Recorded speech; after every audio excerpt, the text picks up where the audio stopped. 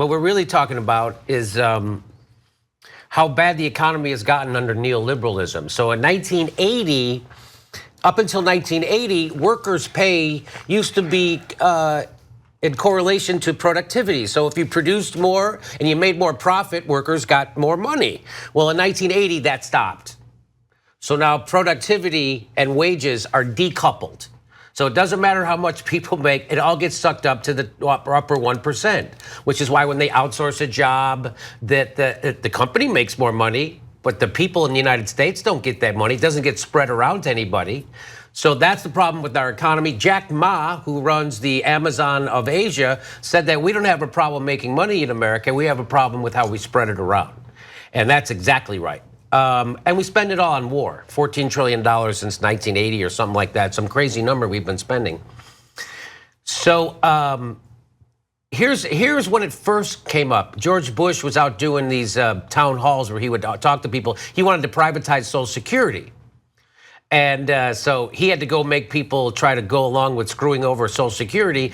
And this woman told him about how hard she works. And let's watch his response. Here we go. And people are working longer, and the truth of the matter is elderly baby boomers have got a lot to offer to our society, and we shouldn't think about giving up our responsibilities in society. Isn't that right? That's right. Yeah, but nevertheless, there's a certain comfort to know that the promises made will be kept by the government. Yes. And so thank you for asking that. You don't have to worry. That's good, because I work 3 jobs and I feel like I contribute. You work 3 jobs. 3. And now you think George Bush is going to go, that's crazy. Why would someone like you have to work 3 jobs in America just to pay your bills and have a decent life? Why would someone like you, you think that's what he's going to say? Like we're the greatest country, we're middle class. What did talk? Here we go. Jobs, yes. Uniquely American, isn't it? I mean, that is fantastic that you're doing that. What? At uniquely American. Yes. And he said it was fantastic. It's fantastic. 3 jobs. He's sitting there going, shit, I don't even work 1 job. He takes naps. Hey, yeah, I'm riding my bike all day. I'm taking naps. This is the hardest thing I do is I have to sit here and talk to you. And you know, Jimmy, whenever I go somewhere, I really want an elderly person waiting on me. Oh. You know, there's nothing better than somebody who's like in their 70s or 80s making ends meet, waiting on me. Right. I remember when I was a kid, McDonald's started, they would have, they had commercials where senior citizens who had retired, I don't know if you remember this, a guy went back to work at McDonald's. He was going to get a job, and it was like this feel-good commercial, and at the end he comes home and his wife says, how'd it go? And he goes, I don't know how they ever got along without me. And I remember Jay Leno was like, isn't that a great heartwarming commercial? Cradle to the grave, minimum wage. Isn't that fantastic? And that's what they were preaching, and this is what George Bush was preaching. I want to show it one more time. Here we go. You don't have to worry. That's good, because I work 3 jobs and I feel like I contribute. You work 3 jobs. 3 jobs, yes. Uniquely American, isn't it? I mean, that is fantastic that you're doing that. And everybody applauds. Everybody, yeah!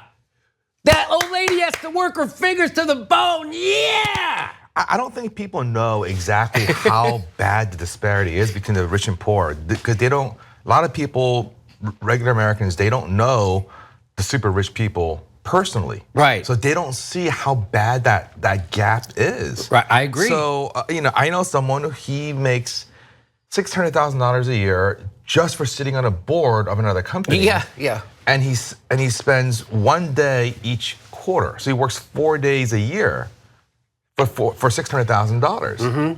And in the 1 day that he works, it's not a full day. It's like a 6-hour meeting, an hour and a half break for lunch, a lot of chit-chatting.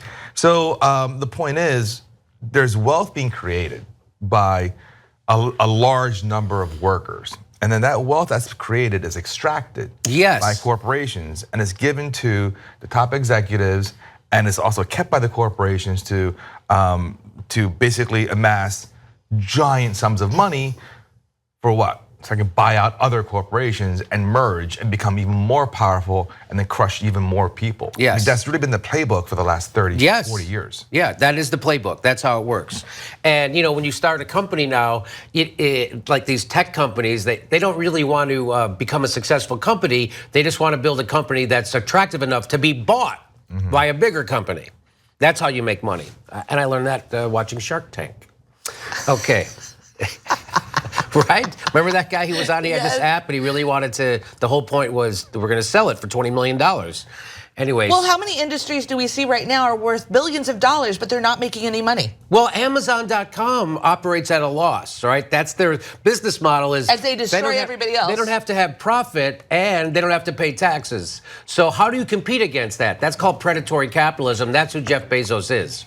The guy's the richest guy in the world. He's in bed with the CIA and the Pentagon, and he owns the Washington Post. And everybody who works, a lot of people who work for him are in poverty. And he looks exactly like Dr. Evil. Come on. So let's get back to this. Why is this inspiring teen went right back to work after a car accident? Man walks 15 miles to work every day. So we're showing you this stuff. And Fair says a healthy press would take these anecdotes of can-do spirit and ask bigger questions like, why are these people forced into such absurd hardship? Who benefits from skyrocketing college costs? Why does the public transit in this person's city not have subsidies for the poor? Why aren't employers forced to offer time off for catastrophic accidents? But time and time again, the media mindlessly tells the bootstrap human interest story, never questioning the underlying system at work. It's part of a broader media culture of anecdotes in lieu of the macro moralizing success, rather than questioning systemic problems.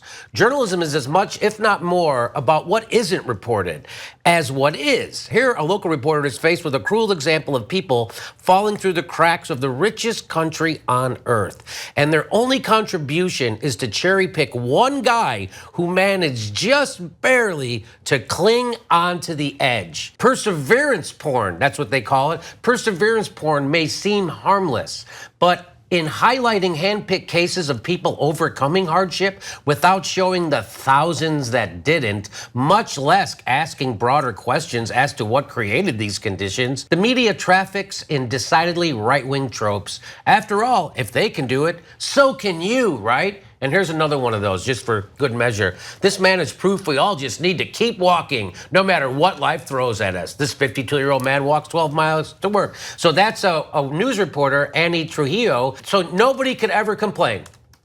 Nobody could ever complain. This should make her hair go on fire. Like, why isn't there public transportation for this guy? Why does he have to go 12 miles just to get to work? Are you sick and tired of corporate Democrats as much as we are? Do you think we can have what the rest of the world has? Then come watch the Aggressive Progressives with us on the Young Turks Network.